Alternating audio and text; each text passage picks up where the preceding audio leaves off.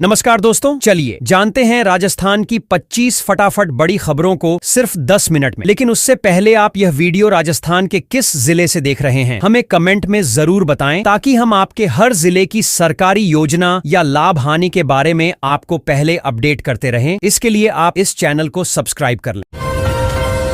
केंद्र के साथ राजस्थान सरकार भी देगी, किसानों करेगी आर्थिक मदद। प्रतिवर्ष 2000 रुपए देने की घोषणा। दोस्तों, राजस्थान की भजनलाल शर्मा सरकार ने प्रधानमंत्री किसान सम्मान निधि के तहत 2000 रुपए देने की घोषणा की है। इससे किसानों को काफी फायदा होगा। इस योजना में केंद्र सरकार पहले से किसानों को 6000 रुपए दे रही है। अब कुल 8000 रुपए किसानों को पीएम किसान सम्मान निधि योजना में मिलेंगे। शनिवार को सीएम शर्मा ने इसकी घोषणा की है। राजस्थान की भजनलाल शर्मा सरकार ने प्रधानमंत्री किसान सम्मान निधि के तहत 2000 रुपए देने की घोषणा की है। इस योजना में केंद्र सरकार पहले से किसानों को 6000 रुपए दे रही है। अब कुल 8000 रुपए किसानों को पीएम किसान सम्मान निधि योजना में मिलेंगे। शनिवार को सीएम शर्मा ने इसकी घोषणा की है। इस फैसले से राज्य सरकार पर प्रतिवर्ष 1300 करोड़ रुपए का अतिरिक्त आर्थिक भार पड़ेगा। भाजपा ने विधानसभा और लोकसभा चुनाव के घोषणा पत्र में पीएम किसान सम्मान निधि की रकम बढ़ाने का वादा किया था। उल्लेखनीय है कि 1 फरवरी 2019 को भारत सरकार ने अंतरिम केंद्रीय बजट में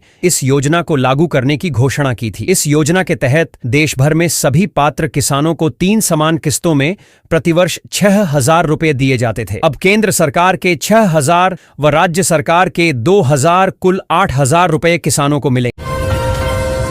कैबिनेट बैठक आज 22 लाख महिलाओं को मिल सकती है एक और बड़ी खुशखबरी। दोस्तों, झारखंड में मनिया सम्मान योजना से वंचित करीब 22 लाख महिलाओं को लाभ मिलने जा रहा है। कैबिनेट मंगलवार को इस पर फैसला ले सकती है। इन महिलाओं को 3 महीने के लिए सम्मान राशि दी जाएगी और उन्हें आधार से लिंक कराने के लिए 1 महीने का समय दिया जाएगा। आधार से लिंक होने के बाद ही उन्हें अगली किस्त की राशि मिलेगी। झारखंड में मनिया सम्मान योजना से वंचित लाभुकों को लाभ देने के लिए कैबिनेट मंगलवार को फैसला ले सकती है। वंचित 22 लाख के करीब लाभुकों को लेकर यह बात कही जा रही है कि उन्हें 3 माह के लिए सम्मान राशि देकर आधार से लिंक कराने के लिए 1 महीने का समय दिया जाएगा। योजना के तहत आधार से लिंक कराने के बाद ही लाभुकों को अगली किस्त की राशि दी जाएगी। बैठक में 2-3 विधेयकों को लाने पर भी विचार किया जा रहा है।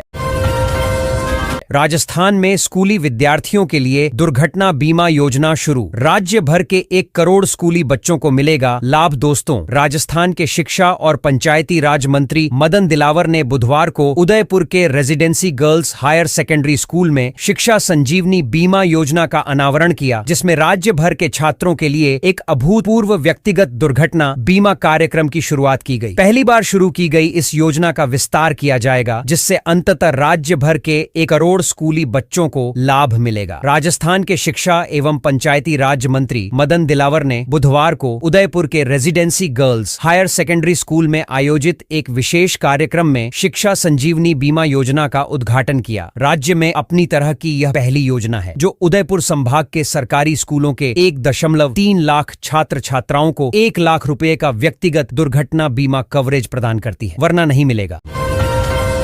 राशन। दोस्तों, रेशन कार्ड ई-KYC गोड्डा जिले में 12 लाख से अधिक उपभोक्ताओं को सरकार की ओर से प्रतिमाह प्रति यूनिट 5 किग्रा अनाज मुफ्त में दिए जाते हैं। जिले में अब तक 7,34,000 कार्ड धारकों ने ही ई-KYC कराया है। वहीं 4.25 लाख उपभोक्ताओं ने अब तक ई-KYC नहीं कराया है। 30 जनवरी तक ई-KYC नहीं कराने वाले कार्ड धारकों का राशन का उठाव बंद हो जाएगा। ई-KYC नहीं होने पर गोड्डा के 4.25 लाख से अधिक उपभोक्ताओं को अब PDS दुकान से राशन उठाव में मुश्किलें आने वाली हैं। जिले में 12 लाख से अधिक उपभोक्ताओं को सरकार की ओर से प्रति माह प्रति यूनिट 5 किग्रा अनाज मुफ्त में दिए जाते हैं। केंद्र और राज्य सरकार की ओर से यहां कुल 2,92,808 राशन कार्ड बनाए गए हैं, जिसमें 12,09,123 उपभोक्ताओं को NFSA राष्ट्रीय खाद्य सुरक्षा अधिनियम और JSFSS झारखंड राज्य खाद्य सुरक्षा स्कीम सरकार की योजना के तहत राशन दिया जाता है।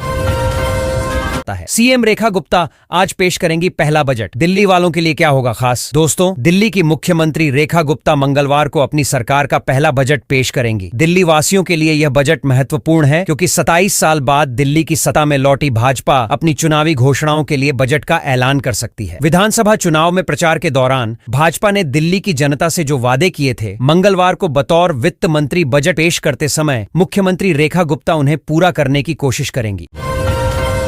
राजस्थान में खिल रहा कमल, बीजेपी को मिल रही इतनी सीटें। दोस्तों, राजस्थान में 25 लोकसभा सीटों पर शुरुआती 2 चरणों में मतदान हुआ था। चुनाव नतीजे 4 जून को आएंगे, लेकिन राजस्थानी लोकसभा सीटों के एग्जिट पोल की सारी जानकारी इस लाइव ब्लॉग के जरिए आपको मिलने वाली है। बता दें कि राजस्थान में लोकसभा चुनाव 2024 में 62.10% वोटिंग हुई। लोकसभा चुनाव के अंतिम चरण का मतदान समाप्त हुआ। अब देशवासियों की निगाहें एग्जिट पोल पर टिकी हैं। विभिन्न एजेंसियां एग्जिट पोल में बताएगी कि इस लोकसभा चुनाव में किसकी सरकार बन सकती है और किसे शिकस्त मिल सकती है। राजस्थान में 25 लोकसभा सीटों पर शुरुआती 2 चरणों में मतदान हुआ था। चुनाव नतीजे 4 जून को आएंगे, लेकिन राजस्थानी लोकसभा सीटों के एग्जिट पोल की सारी जानकारी इस लाइव ब्लॉग के जरिए आपको मिलने वाली है। डॉल्फिन और पक्षियों के सहारे चुनाव आयोग मतदाताओं को दे रहा संदेश, भीषण गर्मी से बचने के लिए किए विशेष इंतजाम। वोटिंग 1 जून को। दोस्तों, 7वें चरण में वोटिंग के लिए चुनाव आयोग की कोशिश है कि पिछली बार की तुलना में इस बार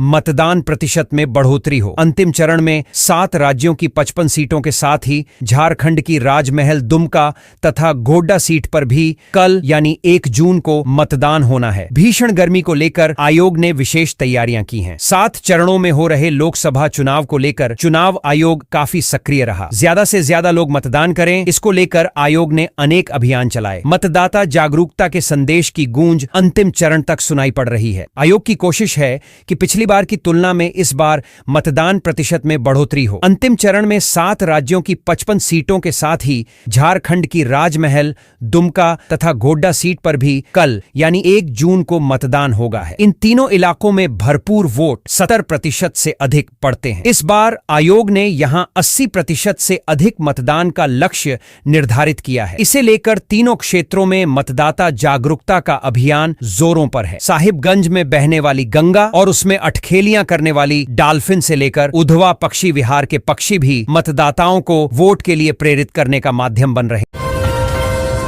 ये लीजिए, अब नए सीएम के नाम का प्रस्ताव दीजिए। राजनाथ ने जब पर्ची वसुंधरा को सौंपी, पढ़ते ही उतर गया था राजे का चेहरा। दोस्तों, भाजपा की विधायक दल की बैठक में राजनाथ ने वसुंधरा को अपने पास वाली कुर्सी पर बिठाया था। राजनाथ ने अपनी जेब से पर्ची निकालकर वसुंधरा को सौंपी। वसुंधरा ने जैसे ही पर्ची खोली तो उनके चेहरा उतर गया। पर्ची में भजन लाल का सीएम अदिया कुमारी व प्रेमचंद बैरवा का उप मुख्यमंत्री और वासुदेव देवनानी का नाम विधानसभा अध्यक्ष के लिए था। भाजपा ने मंगलवार को राजस्थान के नए मुख्यमंत्री के लिए भजन लाल शर्मा के नाम की घोषणा की है। उनके साथ दिया कुमारी और प्रेमचंद बैरवा को उप मुख्यमंत्री बनाया गया है। राजस्थान में मुख्यमंत्री का चयन करना छत्तीसगढ़ और मध्य प्रदेश के मुकाबले काफी जटिल माना जा रहा था। चुनाव परिणाम आने के बाद जिस तरह से पूर्व मुख्यमंत्री वसुंधरा राजे के पक्ष में विधायकों की लाभिंग हो रही थी। चुनाव जीतने वाले विधायक निर्वाचित होने के बाद कई विधायक प्रमाण पत्र लेने के बाद सीधे वसुंधरा से मिलने उनके जयपुर स्थित आवास पर पहुंच रहे थे।